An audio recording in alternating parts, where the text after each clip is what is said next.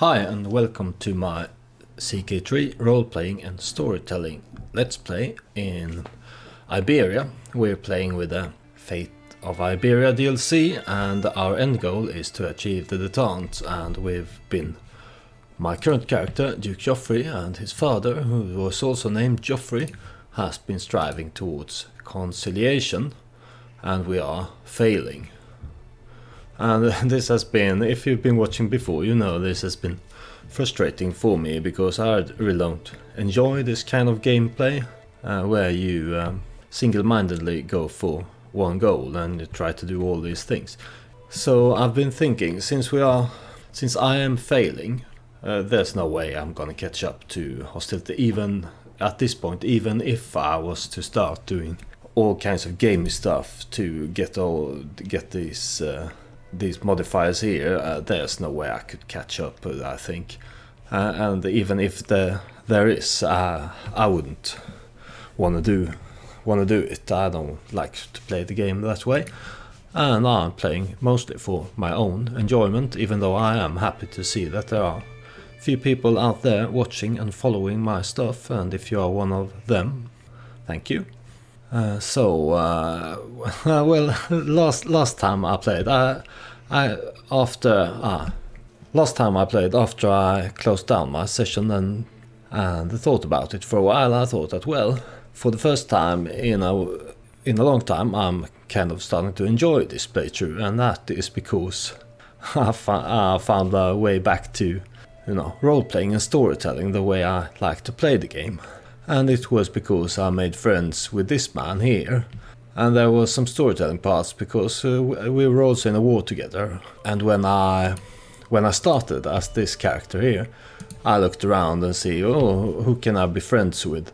And pretty much the only one that I had any chance of befriending was this Iberian here.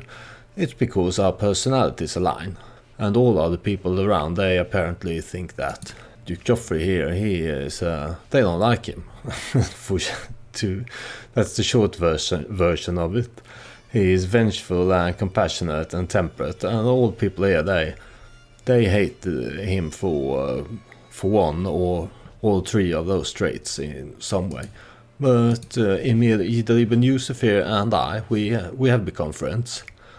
So I like this because with his father, he was friends with everyone, and I thought, well, this is kind of boring, because if you have so many friends and you make one friend and then you go make the next one friend, it kind of, for me, that playstyle breaks the game. It's not fun, because that's not something, well, I suppose some people actually might do that kind of stuff in real life, but for me it's like, I'm only doing it to get the numbers to reach a goal here, and I don't think that's fun.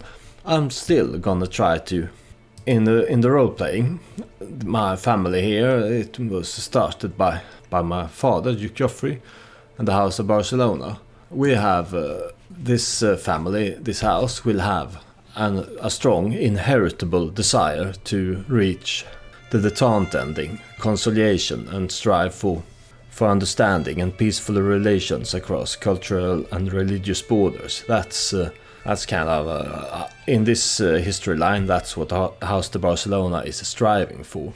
And we are going to go about achieving that as the character I'm currently playing as, taking his traits into consideration and the personality I mold for him during the storytelling parts. I have kind of a storyline I like to play into, and it is this friendship. He is the only man in all of Iberia, at least on a ruler level, who likes me, really. I'm allied with just a couple of others, but they don't really like me. It's more politics there, but we are actually friends. So I'm gonna start with swear this oath of true friendship. It will also give some small boost towards conciliation. Right, and now, since I've accepted that we will lose, hostility will be the next phase, so I will fail. And then we will take a look and see what happens. Can we still strive towards the end goal of the détente? And that will be for the future to reveal for me. But since we are gonna lose, I've been trying to play peaceful here. You know, my father, he took back control of the duchy from the French family that held it. He also secured our independence from France. But since then we have been peaceful, trying to do diplomacy and friendship and all that kinds of stuff. But Duke Geofré here, the son, Duke Geofré II, he sees that this has failed. And we need to be stronger. And he has those unpressed claims on Mallorca here. And this man, he was my father's friend, but my father, he was friends with everybody, so we can't really take that into consideration. So, and he is really weak, so why don't we go and conquer him?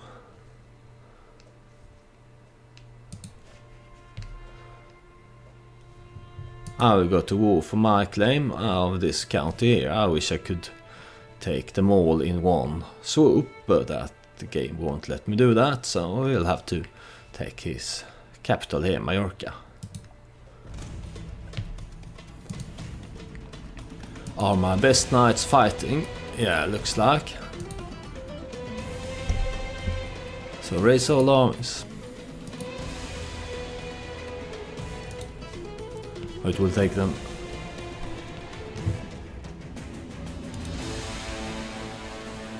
Oh good, my marshal finished his increase control task. Are there any more counties in need of increased control? Yes, a lot of them. Let's go there because that's my personal holding. And now we became best friends with this Emil here. So can we synergize friendship? It will give us both marshal +3 and a lot of large stress gain boost. That was probably why my father died of stress, because he had so many friends and one best friend.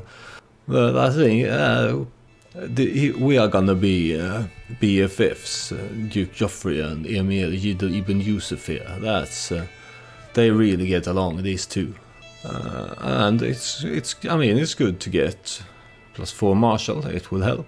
We'll have to watch out for that stress though, but looks like they are gathered now. We'll have to go out at sea. It will cost us a lot of gold to do this. Lexial Lethargy. It's hard keeping all of these languages in my head. I keep forgetting which language I am speaking. Just the other day, I accidentally introduced myself using a confusing mix of Berber and Doc Vulgar words, and I did not even realize I had done so until it was pointed out to me. Perhaps I should simply let Berber slip from my mind. Yeah, he knows 4 languages: Doc Vulgar, Arabic, Duil Vulgar and Berber. And he can't. It's probably because he's starting to get stressed, so I can start to forget the Berber language. Or I can... No, I must work harder and study more and get critical stress. Well, vengeful, compassionate and temperate. There's nothing really in those traits to say that he would go either way. Maybe temperate is a small leans a little bit into let it slip into oblivion. But for most part, I think I'm gonna... Because I don't want him to to die yet. Even though he is one-legged and he's also gout-ridden, so his health is not the best. He's still a young man, but too much pressure could be fatal for him. So I think it's probably best to forget the Berber language. I'm sorry, Berbers. They are really... I think this language is mostly down here, and we know Arabic, who is spoken here, I hope. That is the case. Who is leading this army? Yeah, that's the new Viking Don. Maybe I should have my marshal. He is a good organizer, lead when we are traveling and marching, sailing. So he's got his army station there. We don't want to land in the arms of them. Oh, here is a call to war from my ally and father-in-law to be when I marry his daughter here, which will be soon. He's calling me to war against Countess Nora of Burgos. Well, I will accept, but before I start thinking about joining your war, I will see to my own war. Now we have lost this recently disembarked penalty. And what's the terrain here? It's plains. So I will not have an advantage of this rough terrain expert, but I still think that this Dan Veoy, this Viking who joined us in the last episode, is the best commander. I could lead the myself, I have a slightly better advantage, but I think we will let my Viking commander lead the charge, and then we will take control once we start sieging. Oh, so he won this war. He probably caught her, Countess Nura, in the very first battle, because the war has just started and he already won it. That is good. We won't be distracted by that. And here's my niece, who might be my heir because Geofré, he don't have any children, so his sister is his heir, and this Ledgarda here will be her heir as it stands now. My father was wise enough to marry her matrilineally, otherwise our house would be in danger of losing all we have to some other house. But I'm educating her because it's a possibility that she will be the Duchess of Barcelona in the future. So I can make her patient, generous, or diligent. But now patient is a good trait, and there's nothing in Duke Joffrey's personality to suggest that he would prefer any of the others, and I also really don't want to die of stress with this character. So here is the battle. It looks like we are winning. Yes, we are. But my knight and my marshal, now my chancellor Gunnar, he was injured. I wonder where they are retreating to. I should split off onagers and some levies and lead them myself. And I will take this smaller army and go see if they're probably gonna run off to another island, I think. But if we can catch them here again and do battle, that would be good.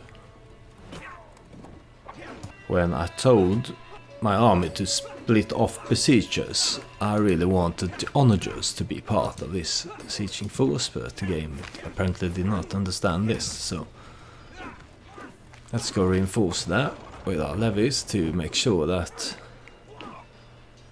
this is a victory. And there it is.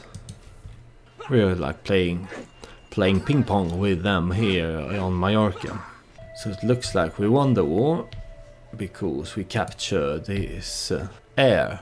I wonder, he would be worth a lot towards conciliation if he was a ruler, but he is not. But although and we are gonna lose here. It's only 22 points left until hostility will be the next phase. So we are it's definitely gonna be hostility. So we could win the war with him, but if he is worth some money, I will maybe release him instead, because we're gonna win the war anyway. But he cannot afford the full ransom, so maybe it is worth ending the war quickly. What other prisoners do I have? I have this cautious leader here, Catholic Lombard. I could probably recruit him. And I also have all the children of the Umayyad Sultan.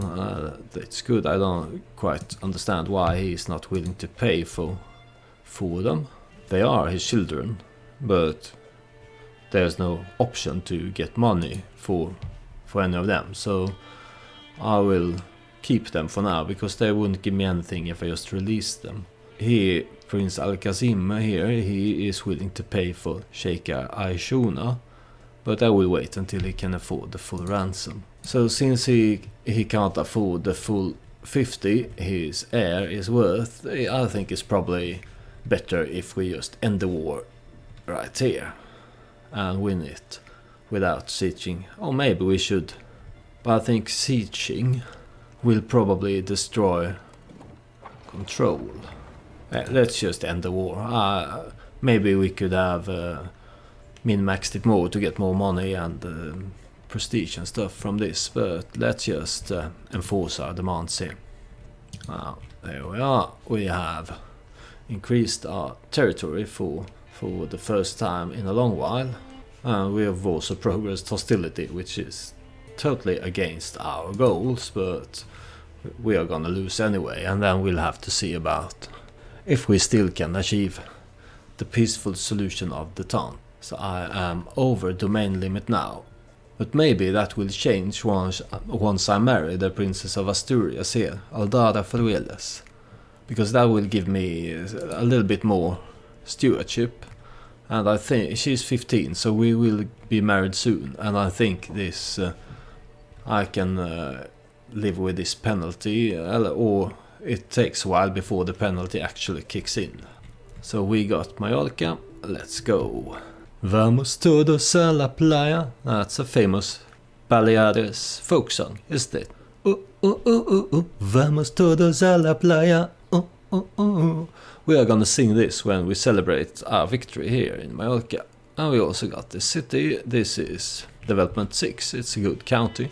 If I had any hope of achieving this conciliation, I could have raised up a local noble as ruler and then released him as independent. It would have given me a boost, but I made so many mistakes in this. The first few episodes, my goal was to conciliation, but I thought, I'll get it done, and I started playing more or less like it was any other CK3 playthrough, even though I was a bit more peaceful than I would usually have been, I think. But so we fell behind, and then when I started to actively try to catch up, I didn't really do the best job of it, just because I still want to roleplay and tell a story, and it's not enjoyable for me to just go after a particular goal single-mindedly. So I recruited this man. He called me loathsome, but he is now in my court. Let's see if we can find him a good wife. Well, I'm not gonna get any good alliances for my sisters. Now I've already utilized the sisters I can for alliances, and now they will not ally me anymore because I have too many existing alliances. So maybe I could. Let's get this intelligent woman here married to this new knight. Didn't I already do this? Synergize friendship. I thought I did this already, but maybe he can do it from his end as well. Well, I will accept from my BFF here, Emil Ibn Yusuf of Tula. I thought I asked him to synergize friendship. I think he accepted, but here he is asking to do the same. Well, maybe you can do it from both ends, and your marshal will be even better. Here's my sway scheme, but I won't pay 15 gold. I don't think it's worth it.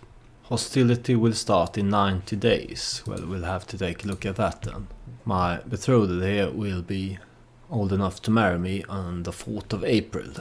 So this marriage will happen before hostility is the next phase. Oh, she got a really nice hat. We betrothal is fulfilled here, and Infanta Aldara Ferreles of Asturias, the Princess of Asturias here, she is now my wife, and the Duchess of Barcelona as well, and she got this really nice hat. I really like it. I like Infanta Aldara here. Who is she? She is gregarious, zealous and humble. So she will be a very religious person, and she is also kind of a good religious person, I suppose, because of her other traits, humble and gregarious. She doesn't have the best traits, but I hope we shall be friends. She really don't like me.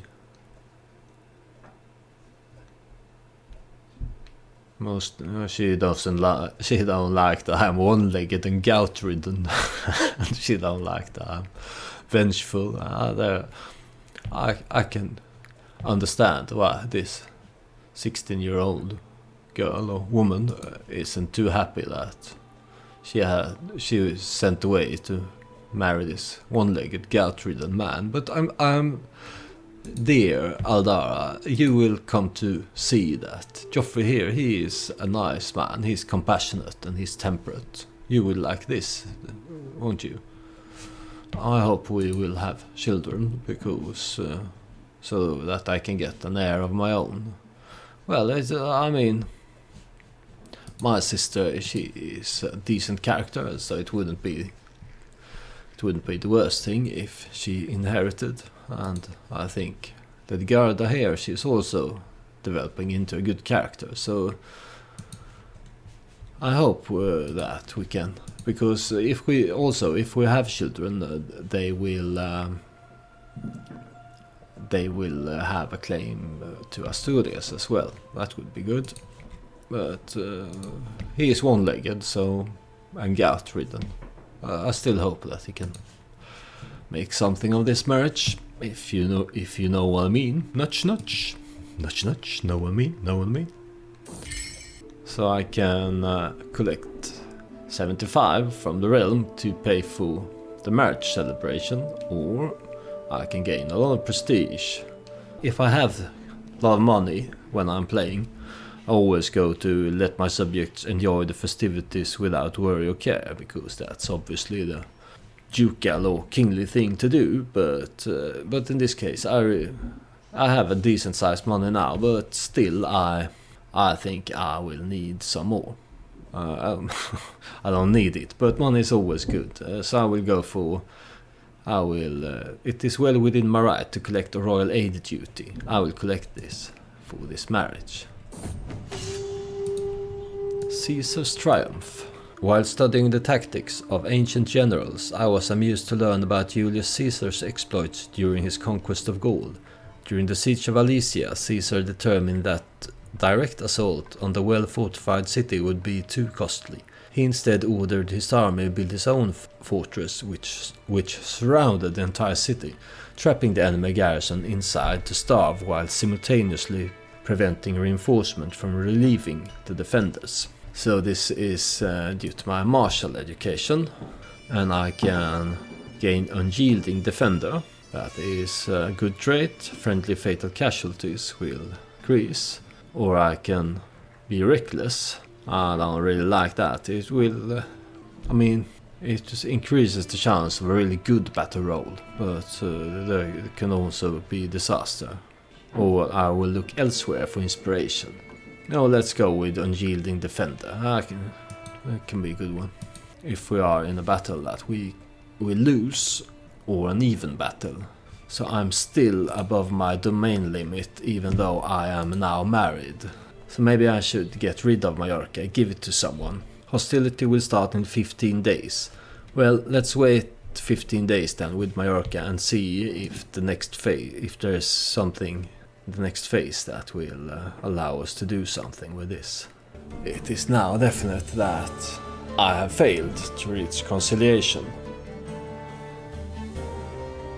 So hostility phase effects are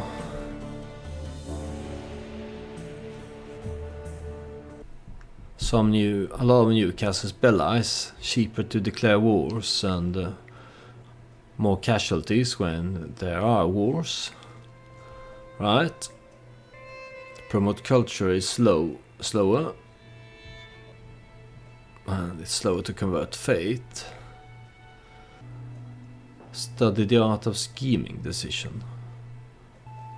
More hostile schemes.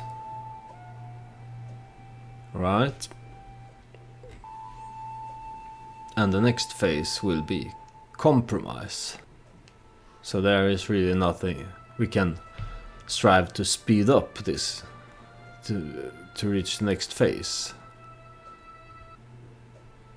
But since there's no competition for the next phase, compromise will happen no matter what. looks like. We can speed it up by doing a number of things, but no matter what we do, this hostility will progress into compromise. And I still cannot see here. What must I... Let's take a look if it's still possible to achieve the détente ending. Requirements.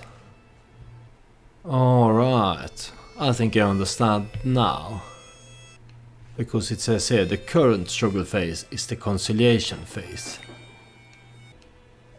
So is it kind of a circle where it goes in from compromise to either hostility? It says here the current struggle phase is the conciliation phase. So is it a circle? So when we are now in hostility will go to compromise, and when we are in compromise, will there again be this that we can reach hostility or conciliation as the next phase? Is that how it works? Kinda looks like it is this way. In this case we haven't really failed, we can just do it again if we want to. Because status quo here. Here it must also be compromise.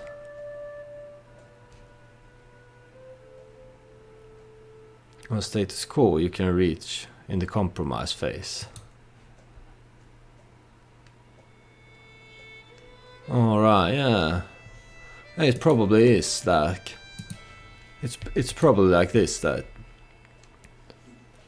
hostility, now we are in hostility. Hostility will be compromise, and then when we are in compromise, we will have this hostility or conciliation again. And when you are in either of the phases, hostility or conciliation, then there are a lot of other requirements you need to fulfill, which will give you the decision to enter the struggle. In this case we haven't really failed, we just failed in our first attempt. We will get another chance to get conciliation, and then we can reach the détente if I am an independent ruler, which I am. I need a lot of fame, exalted among men. I need to complete the short kingdom, so that's my reason for striving towards the kingdom of Aragon then. And I must be allied with all others, so it's quite a lot. For now then, let's just play the game and see what we can do with this phase here. I should see about, because I need to get rid of Mallorca here then. Who shall I give this to? Looks like I can marry my last unmarried sister to my best friend here, the Emir of Tula. So let's do that. We want to be allied with our best friend, and since he is our best friend, we feel good about sending my half-sister here off to marry him. So that is good. And then let's see about, do we have any uncles or something that we can give this land to? Or maybe we should give it to, yeah, the Sterki family. They should have Mallorca here. Because, you know, Gunnar's father here, he served my father for longest time, and he was one of his best men. And now Gunnar here, he serves me as a chancellor. And House Sterki, they should really be rewarded for their long service to House de Barcelona. So I will give him Mallorca.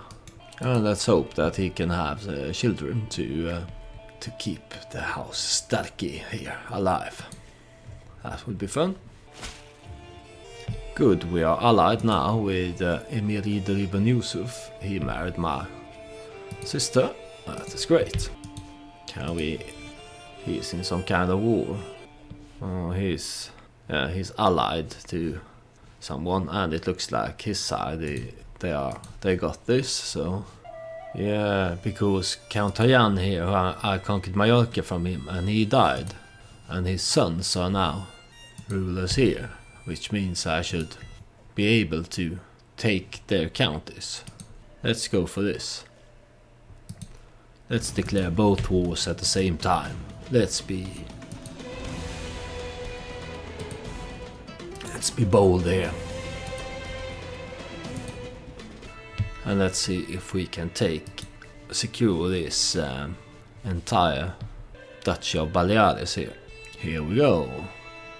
This landing here will be a bit rough, but we managed to win and we wiped them out, so that is good. So let's command this siege. And do I have a siege commander here as well? I don't think so, but maybe.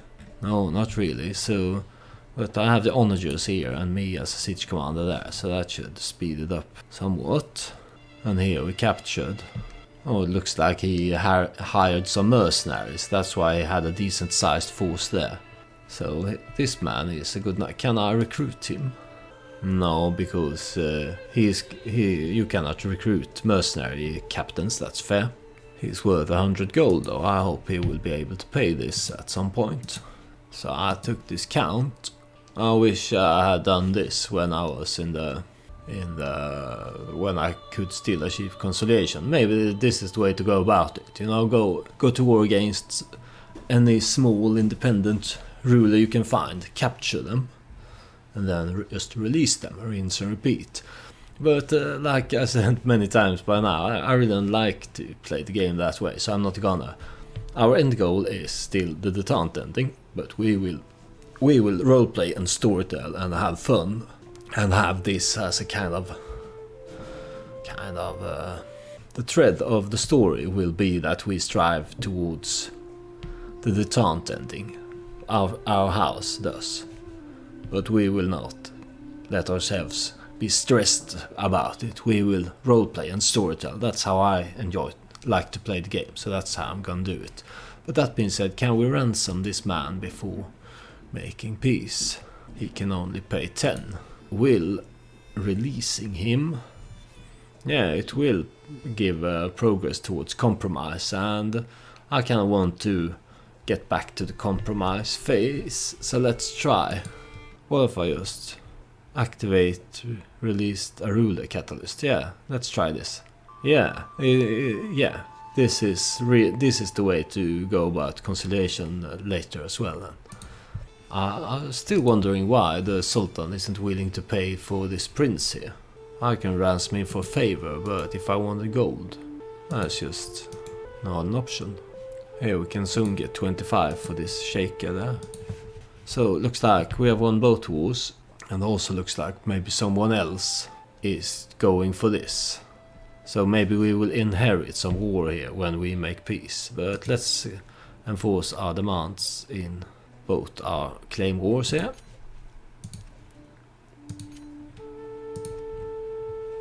There we are.